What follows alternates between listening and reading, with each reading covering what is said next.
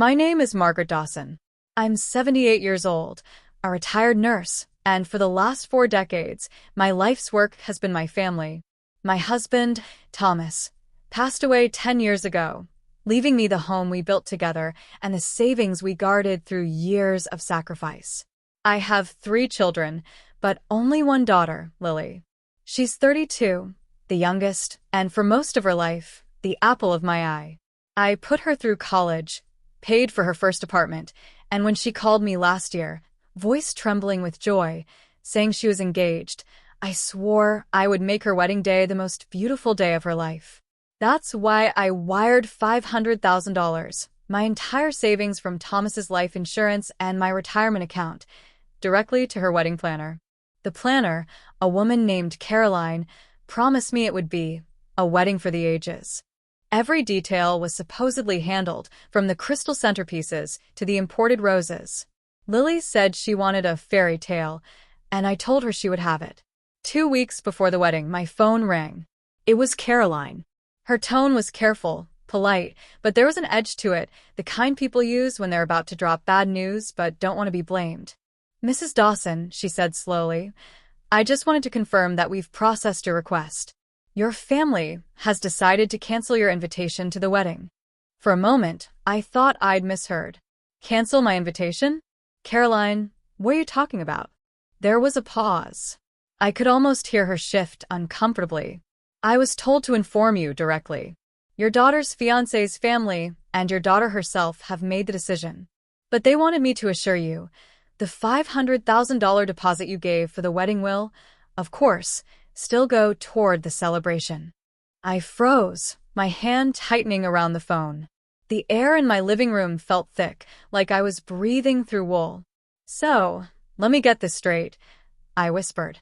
"I paid for the wedding, and I'm not invited." Caroline's voice softened, but she didn't deny it. "That's correct, ma'am."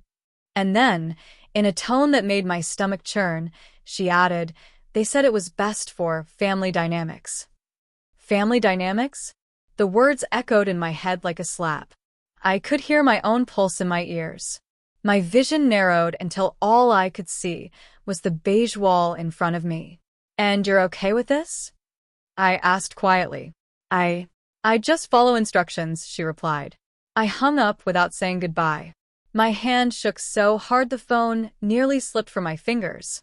My daughter, my only girl, the child I'd carried and loved and sacrificed for, had just cut me out of the most important day of her life. And she was keeping my money to do it. For a long minute, I sat there in my armchair, staring at the rug, hearing nothing but the low hum of the fridge from the kitchen. The betrayal was a physical thing, a weight pressing on my chest. But then, slowly, something else rose inside me. A heat. A clarity. If they thought they could humiliate me, take my money, and keep me away, they didn't know who they were dealing with. Because here's the thing, what they didn't know is that the money wasn't the only thing I'd given them. I'd given them trust, love, and my name. And all of that could be taken back. I stood up, smoothed the front of my cardigan, and whispered to the empty room, "All right, Lily. If this is how you want to play it, let's play." The first move was going to be mine.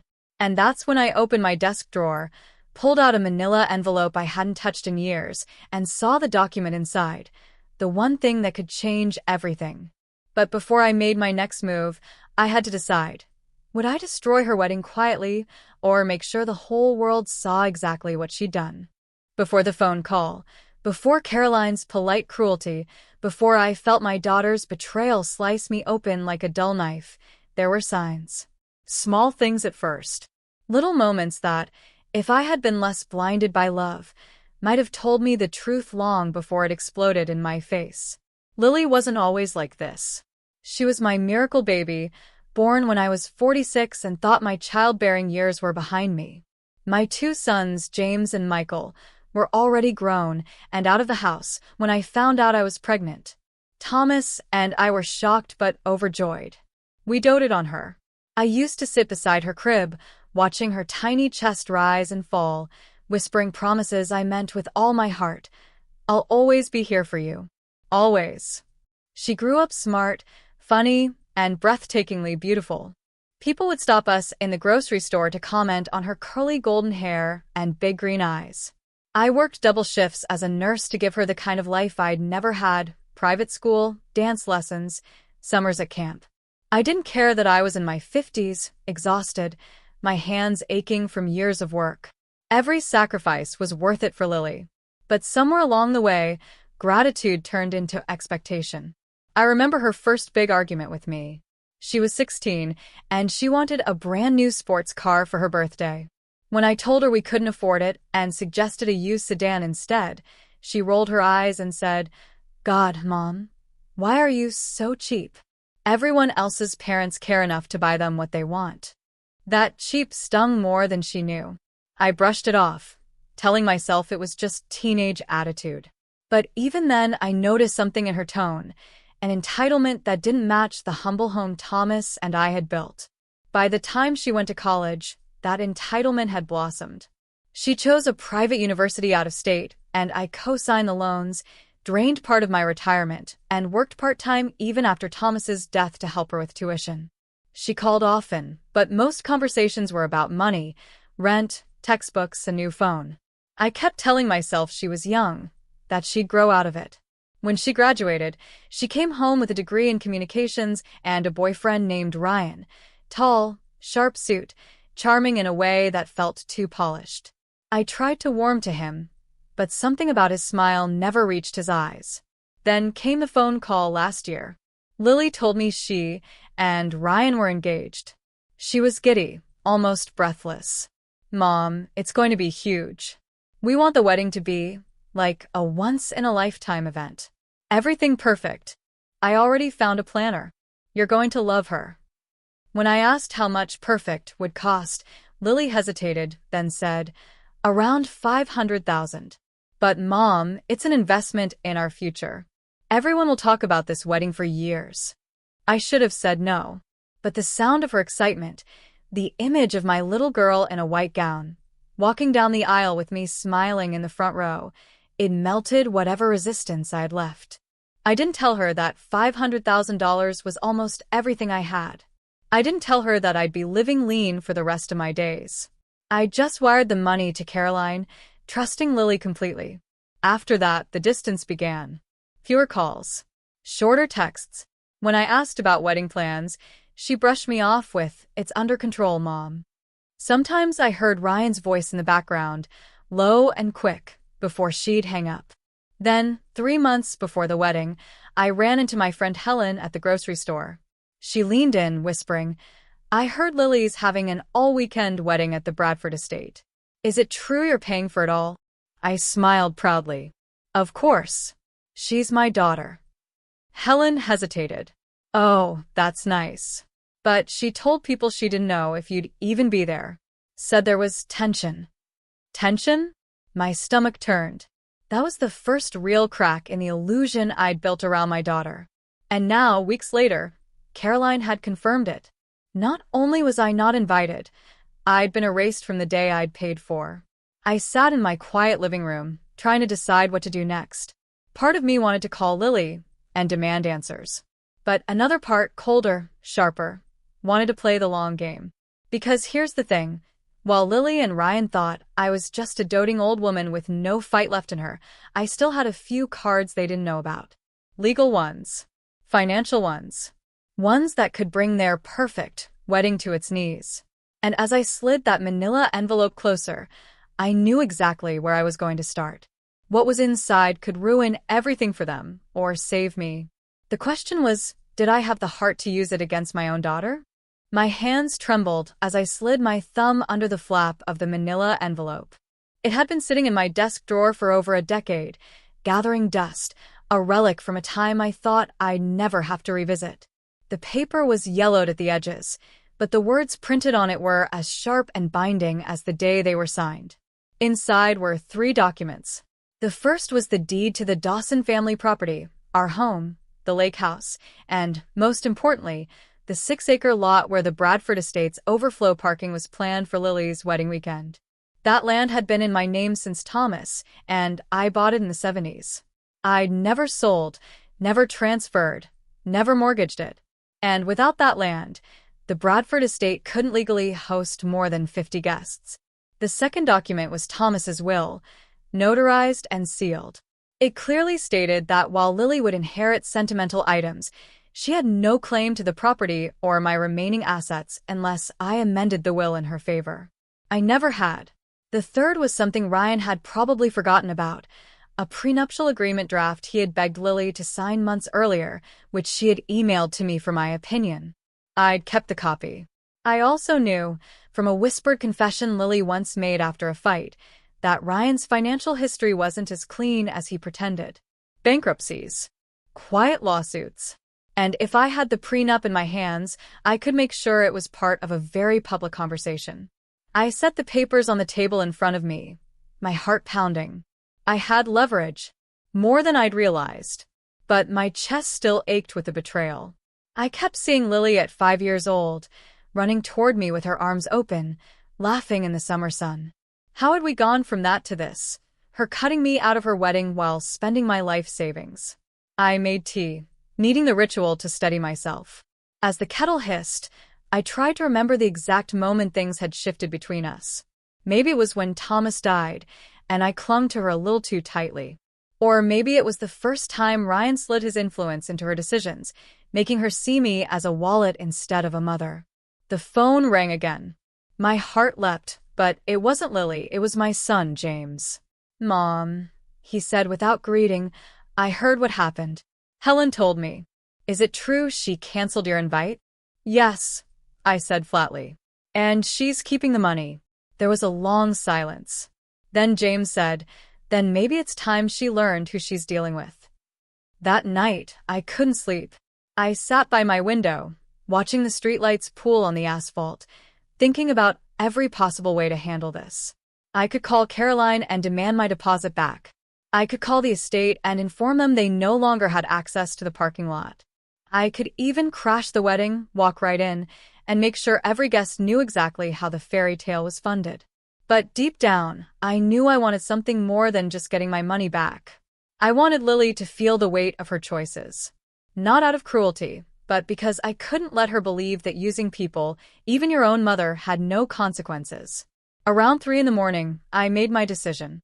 I was going to stop her wedding, not with shouting or drama, but with the quiet power she'd forgotten I had. The first step would be making a phone call in the morning. Not to Lily, not to Caroline, but to someone who could shut the Bradford estate down with a single letter. And as I reached for the phone on my nightstand, my hand hovered over it. Because I realized I might not just ruin her wedding. I might ruin her marriage before it even began.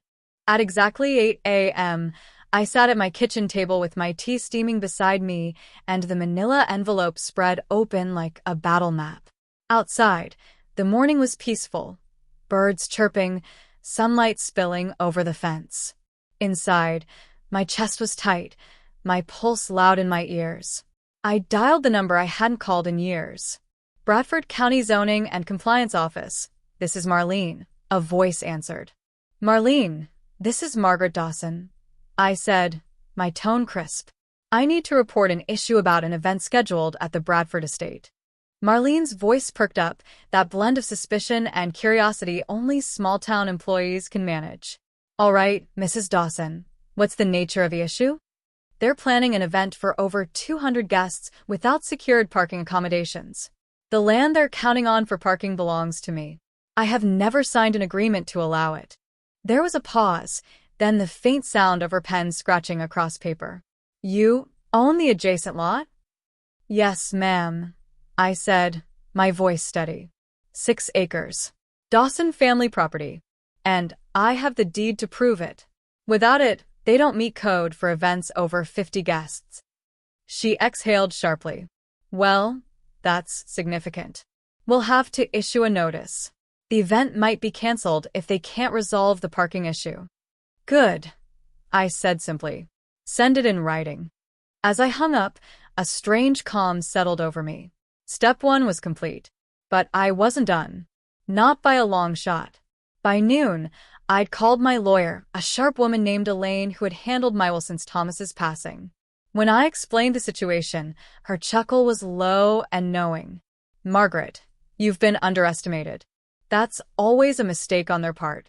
We can demand the return of your funds based on breach of trust, and if they don't comply, we can freeze disbursement from the wedding account until it's settled. I liked Elaine. She spoke the language of quiet, devastating precision. I also want you to keep something in your back pocket, I said. A prenuptial agreement draft, Ryan wrote. I have a copy. Interesting, Elaine murmured. That could be persuasive. After our call, I allowed myself a moment to picture Lily's face when she learned her perfect wedding was unraveling. I didn't imagine it with glee. There was no joy in this for me, just a hard necessity. I had spent a lifetime giving her everything. Maybe now she'd learn the value of what she'd been given. That night, I got my first taste of the storm I'd stirred. My phone buzzed around 9 p.m. It was Lily. What the hell did you do? She snapped the second I answered. I kept my tone cool. Is this about the zoning notice? Of course it is, she yelled. The estate called me in a panic. They said they can't hold the wedding unless we fix the parking situation, and you're refusing to let them use your land. Correction, I said softly. I'm not refusing. I was never asked. She scoffed. Mom, this is petty. This is my wedding. This was my retirement, I said, my voice finally cracking with heat. And you decided I wasn't even worth an invitation. You took my money and erased me from the day I paid for.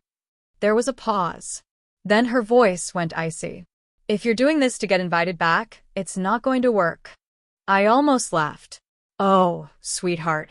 This isn't about getting invited. This is about reminding you who you're dealing with. She hung up on me. The silence afterward was deafening, but I didn't crumble. If anything, my resolve deepened. Because tomorrow, Elaine would be sending the formal demand to return my $500,000, and if they ignored it, the next step would tear their wedding wide open. And I already knew exactly when and where I'd strike next. The next morning, I woke up to a flood of text messages and missed calls. Some were from numbers I didn't recognize, others from Lily's friends, and a few from family members who had decided I'd gone too far. They didn't know half of it. I ignored them all. Instead, I poured myself a cup of coffee, sat down at the kitchen table, and reread the copy of the legal demand Elaine had sent to the wedding planner, the estate, and Lily herself. It was short, to the point, and devastating. This letter serves as a formal demand for the immediate return of the $500,000 deposit paid by my client, Mrs. Margaret Dawson, toward the upcoming wedding of her daughter, Ms. Lily Dawson. This demand is made on the basis of breach of trust, misrepresentation, and the deliberate exclusion of my client from the event funded by her own contribution. Failure to comply within 7 business days will result in legal action, including but not limited to injunctive relief to halt the wedding. That was step 2. Step 3 would be the nail in the coffin. By mid-morning, Caroline, the wedding planner, called me herself. Mrs. Dawson, I'm concerned. The estate is threatening to pull out entirely. The zoning issue plus this legal letter, it's creating a lot of tension. Then perhaps you should advise my daughter to return my money and resolve the tension, I said, stirring my coffee slowly. Caroline's voice lowered. Mrs. Dawson, off the record. Ryan is furious. He told me you're trying to destroy their marriage before it starts. I smiled without humor. If their marriage can be destroyed by honesty, perhaps it shouldn't start at all. By lunchtime, I knew my actions had rattled them because Ryan called me directly. His voice was syrupy at first. Margaret, can we talk about this like adults? Adults don't steal from each other, I said. He sighed. You're hurting Lily. She's crying all night. Is that what you want?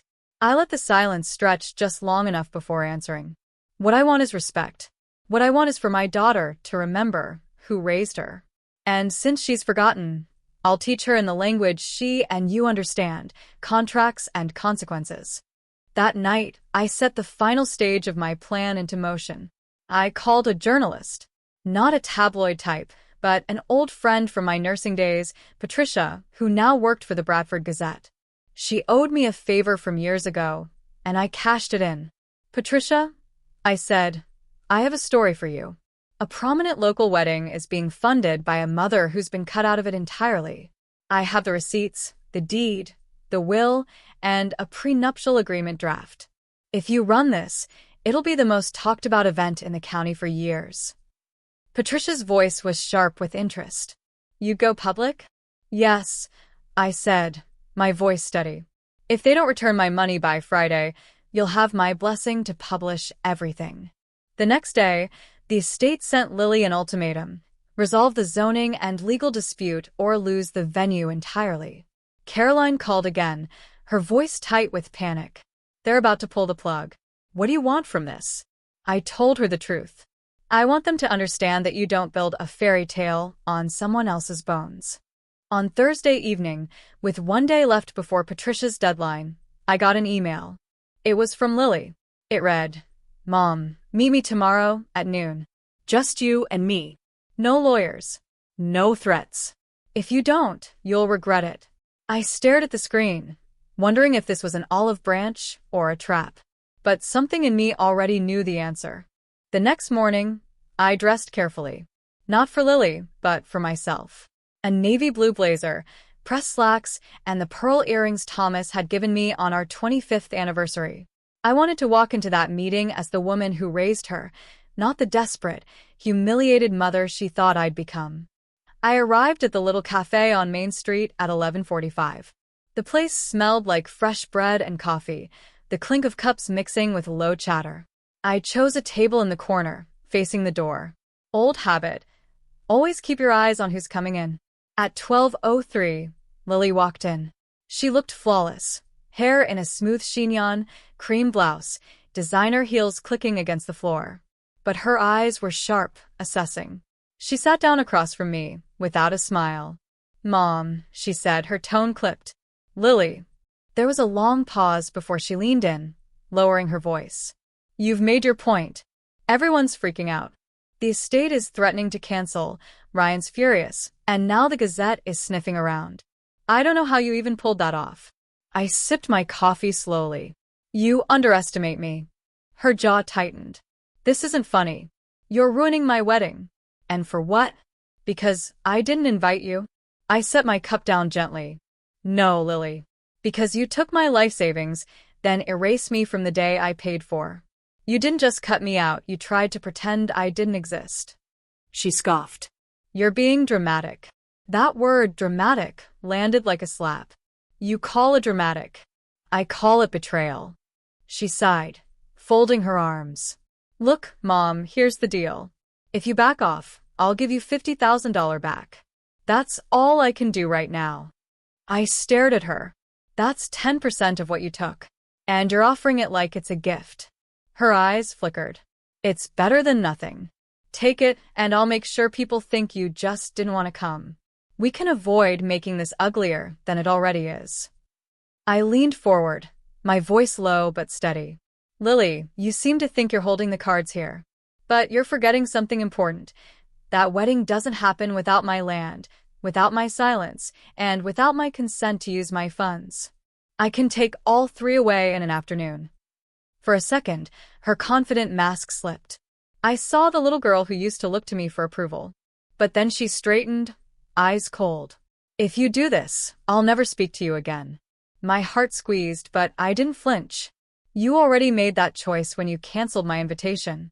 We sat there in silence, the weight of the years between us pressing heavy. Then Lily pushed back her chair. "Fine. Do what you have to do. But if you think this will end well for you, you're wrong." She walked out without looking back. I sat there for a long time, my coffee cold, my pulse steady. Her words had been meant as a threat, but they only confirmed something for me.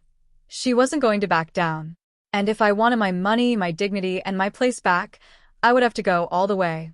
When I got home, I called Patricia at the Gazette. "Run the story," I said. She hesitated. "Are you sure? Once it's out, there's no going back." "I'm sure," I replied. "And send me an advance copy before it hits the press. I have somewhere I want to deliver it. Somewhere very public. Because if Lily thought she could bury me quietly, she was about to learn that I don't go quietly anywhere." Patricia didn't waste time. By Saturday morning, the Bradford Gazette's front page blared the headline. Mother funds $500,000 wedding, then gets uninvited. Legal dispute threatens event at historic Bradford estate. The article was brutal but fair. Patricia laid out the facts. How I, Margaret Dawson, had wired my life savings to fund my daughter's lavish wedding, how my invitation was later rescinded due to family dynamics, and how the zoning issues on my property threatened to shut the whole event down. She even quoted the prenuptial agreement draft and hinted at Ryan's less-than-perfect financial history. By 9 a.m., my phone was blowing up. Friends, neighbors, even strangers were calling to say they'd read the story and couldn't believe it. Some offered sympathy. Others wanted gossip. And then came the one I'd been waiting for, Caroline, the wedding planner. Her voice trembled. Mrs. Dawson, half the vendors just pulled out. They don't want their names tied to this mess. The florist, the band, even the photographer. I kept my tone even. That's unfortunate. Maybe they'll reconsider if the bride makes things right. There was a pause before Caroline said, Lily's refusing to talk to you. Ryan's well, he's threatening to sue you for defamation. I laughed softly. Let him try. Everything I've said is documented. By midday, the ripple effect hit full force. The Bradford Estate's social media pages were flooded with comments, people tagging the article, questioning why they'd allow such a thing, demanding they cancel the wedding. Then the estate itself called me. This is a nightmare, Mrs. Dawson, the manager said. We can't have this kind of publicity. Unless the family resolves the dispute and you sign a written consent for the parking lot, we'll have no choice but to terminate their booking. I knew exactly what that meant. Lily's dream venue was dangling by a thread, and I was holding the scissors. At 3 p.m., my front doorbell rang. I opened it to find James, my eldest son, standing there with a half smile and 2 grocery bags. Thought you could use some company, he said, stepping inside. Over coffee, he admitted he'd spoken to Michael, my middle child, and both of them were firmly on my side. Mom, we've seen how Lily treats you. We just didn't think she'd go this far. But if she wants war, she picked the wrong opponent. That night, just as I was settling into bed, my phone buzzed again. It was an unknown number. I answered. A man's voice, low and urgent, came through the line. Mrs. Dawson, you don't know me, but I think you should. My name's Daniel. I used to work with Ryan, and I have something you're going to want to hear. I sat up straight, my heartbeat pounding. Go on. Daniel hesitated. It's about the real reason he's marrying your daughter. And once you know, you won't just want to stop this wedding. You'll want to end it for good. To be continued. If you thought the public fallout was big, wait until you hear Ryan's secret. Don't miss Chapter 8. Like, comment, and share, because the truth is about to shatter everything. I gripped the phone so tightly my knuckles ached. What do you mean, the real reason he's marrying my daughter? I asked, my voice low. Daniel sighed. Look, I wouldn't normally get involved, but when I saw the article in the Gazette this morning, I knew I had to reach out. Ryan and I worked together at a private investment firm about 5 years ago. He was ambitious, but not in a good way. He had a habit of finding women with money or access to it and convincing them to invest in his projects. My stomach sank. You mean conning them? Exactly, Daniel said. And he's good at it. Charming, attentive, says all the right things. But once the money's gone, so is he. And your daughter, well, from what I've heard him brag about, she's his biggest target yet. The words hit me like a slap. Brag. Oh yeah, Daniel said bitterly. He told a couple of us over drinks that he'd hit the jackpot. Said she had a gullible mother with a healthy retirement fund, a trust from her late father's estate, and a property portfolio she didn't even know the full value of.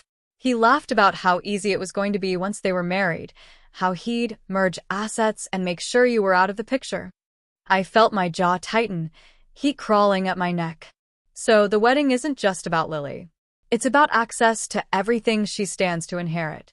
Bingo, Daniel said grimly. And once that prenup gets buried, which it will, if he has his way, he'll have free rein.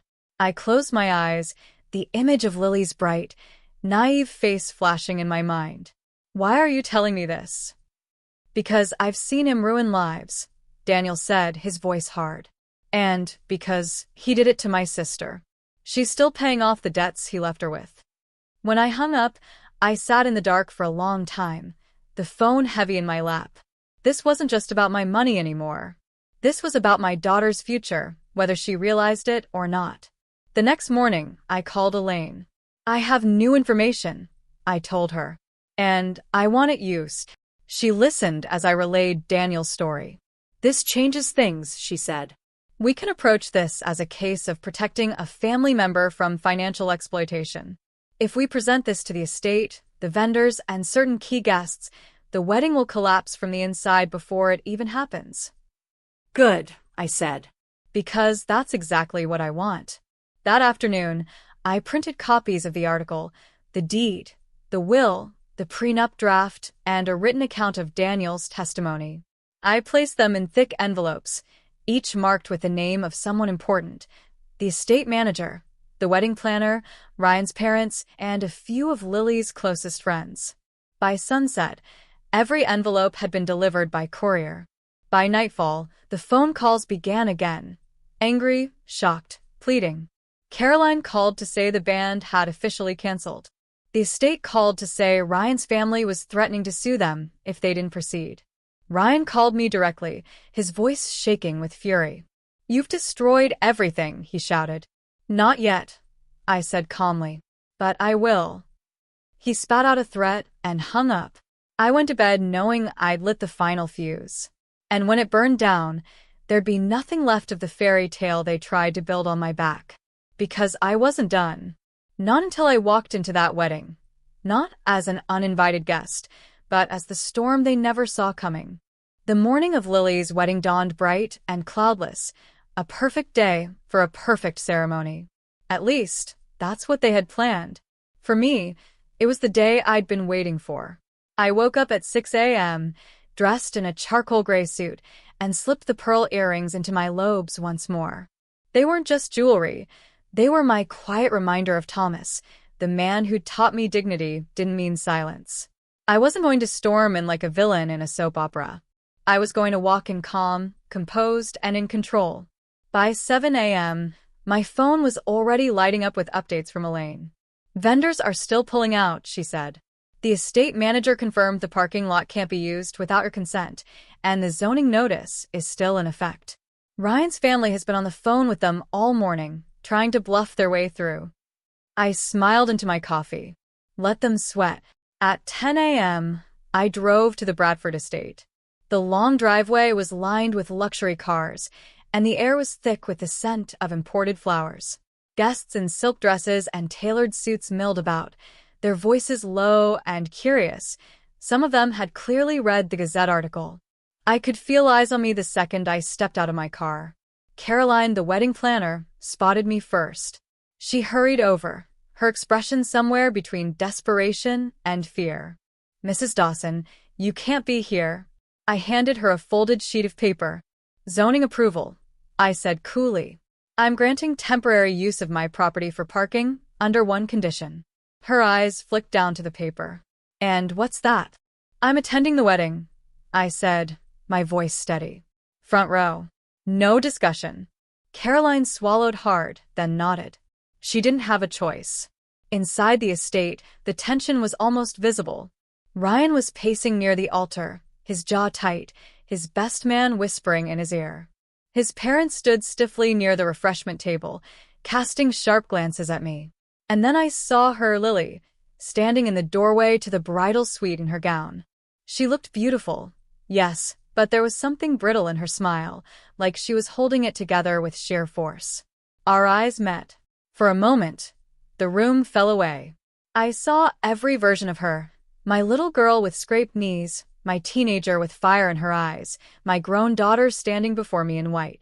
Then her expression hardened. She turned to Caroline. Why is she here? Caroline's voice trembled. She owns the parking lot, and she granted access on the condition that she attends. A murmur rippled through the room. Guests shifted, whispering.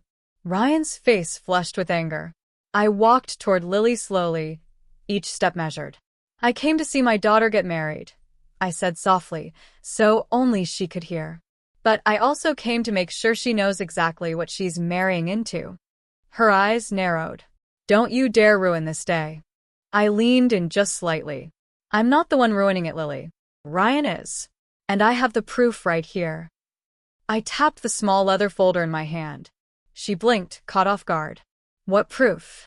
Before I could answer, a voice from behind me called out, loud enough for everyone to hear, about the fact that he's marrying you for your mother's money. It was Daniel. He'd shown up. And he wasn't holding back. Every head turned toward him. Ryan's face drained of color. And in that charged silence, I knew the wedding wasn't going to happen the way they'd planned. The room went utterly still. The string quartet in the corner faltered and stopped playing. Every guest, every vendor, every member of the bridal party turned toward Daniel, their faces a mix of confusion, curiosity, and dawning shock. Ryan took a step forward, his voice low and dangerous. You need to leave. Now. Daniel didn't move. Not until I tell your bride exactly who she's marrying. He turned to Lily. Ryan isn't here because he loves you, Lily. He's here because he wants your mother's money. He's been bragging for months about how easy it will be to get access to her assets through you. And when he's done, he'll leave you the way he's left every other woman who's trusted him, with nothing. Gasps rippled through the crowd. Lily's face went pale. That's not true, she said, but her voice shook. I stepped forward, the leather folder still in my hands. It is true, I said, pulling out the prenuptial agreement draft. And this proves it. Ryan tried to push this prenup through, but not to protect you, to protect himself. The plan was simple. Marry you, merge assets, and bleed the accounts dry before walking away. I have bank statements from his previous relationships that ended the exact same way. Ryan's mask cracked. You're insane, old woman. Watch your mouth. James's voice cut in from the crowd. My eldest son had stepped forward, Michael right beside him.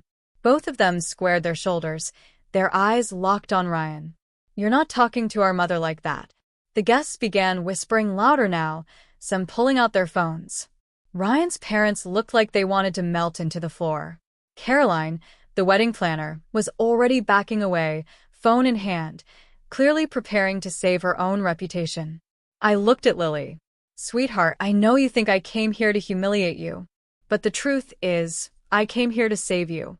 I don't care what you've done to me. You're still my daughter.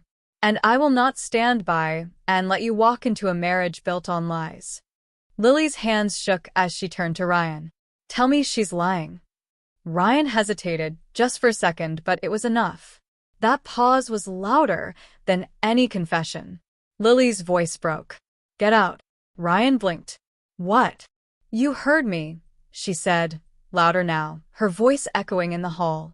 Get out. This wedding is over. A stunned silence filled the room, broken only by the sound of Ryan's groomsmen shifting uncomfortably. Ryan looked around for support, but found none. Finally, his face twisted into something ugly. You'll regret this. No, Lily said quietly. I regret not seeing it sooner. And just like that, Ryan turned on his heel and walked out, the heavy double doors slamming shut behind him. Lily stood frozen for a moment before her eyes met mine. Tears welled up, and she took a shaky step forward. Mom, I'm so sorry. I swallowed hard, the hurt still deep, but I nodded. We'll talk later. Right now, you need to breathe. Guests began dispersing, murmuring to one another, some patting me on the shoulder as they passed. Patricia from the Gazette was there, too, scribbling notes.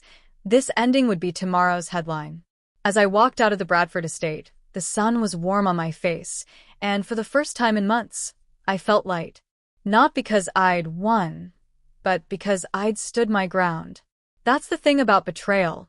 It can break you, or it can sharpen you. And when it's your own family, the cut is deeper. But dignity, once reclaimed, is worth more than any wedding, any relationship, any amount of money. And I intended to spend the rest of my life living proof of that. If this story has touched you, reminded you of your own strength, or made you believe that it's never too late to stand up for yourself, like, comment, and share. Because every silent grandmother out there deserves to know, Your voice still matters. And it's never too late to use it. The wedding was over, but the ripples of what happened that day spread fast, faster than I could have imagined. By the next morning, the Bradford Gazette had a follow-up piece, this time with the headline, "Local Mother Saves Daughter from Marriage Scam at the Altar."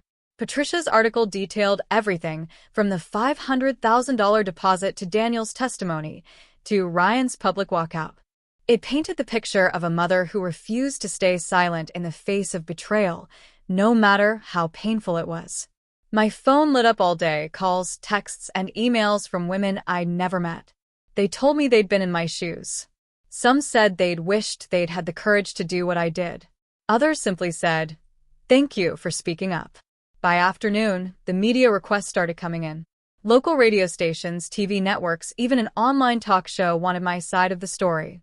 I turned most of them down. I wasn't interested in fame. But when Patricia asked if I'd sit for one final interview, I agreed. Not to talk about Lily or Ryan, but to talk to other women like me. When the interview aired, I looked straight into the camera and said, "Silence protects the wrong people. If someone you love is walking into danger, speak up, even if it means they'll hate you for it. Sometimes, the only way to love someone is to stop them from making a mistake they'll never come back from." As for Lily, it took weeks before she came to see me. She stood on my porch in jeans and a sweatshirt, looking nothing like the bride she'd planned to be. Her eyes were red, and when I opened the door, she just whispered, "I'm sorry, Mom."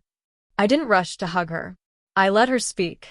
She admitted she'd let Ryan turn her against me, that she'd been blinded by the fantasy he was selling. She said she didn't deserve my forgiveness. I told her the truth. Forgiveness isn't a gift for you, Lily. It's a choice I make, so I don't carry this bitterness into the rest of my life. But trust, that has to be earned back. It's been months now. Lily is in therapy, rebuilding her life without Ryan. My sons visit more often, protective in a way I haven't felt in years. And me? I'm finally living on my own terms again. The $500,000? It came back to me after Elaine filed the injunction. Every cent. I've put part of it into a trust for my grandchildren, the rest into causes that protect women from financial exploitation. I don't regret stopping the wedding. And I don't regret speaking the truth. Because here's the lesson I've learned. Age doesn't make you powerless. Silence does. And sometimes the quietest person in the room is the one holding all the power. And to every grandmother, mother, sister, and friend listening to my story, don't wait until you're pushed out of the room to take your seat at the table. Walk in, hold your head high, and let them know you're still here. Because you are. If this ending left you feeling stronger, share it. If it reminded you of your own worth, comment. And if it gave you courage, like this story, because one voice can echo further than you think. Ask ChatGPT.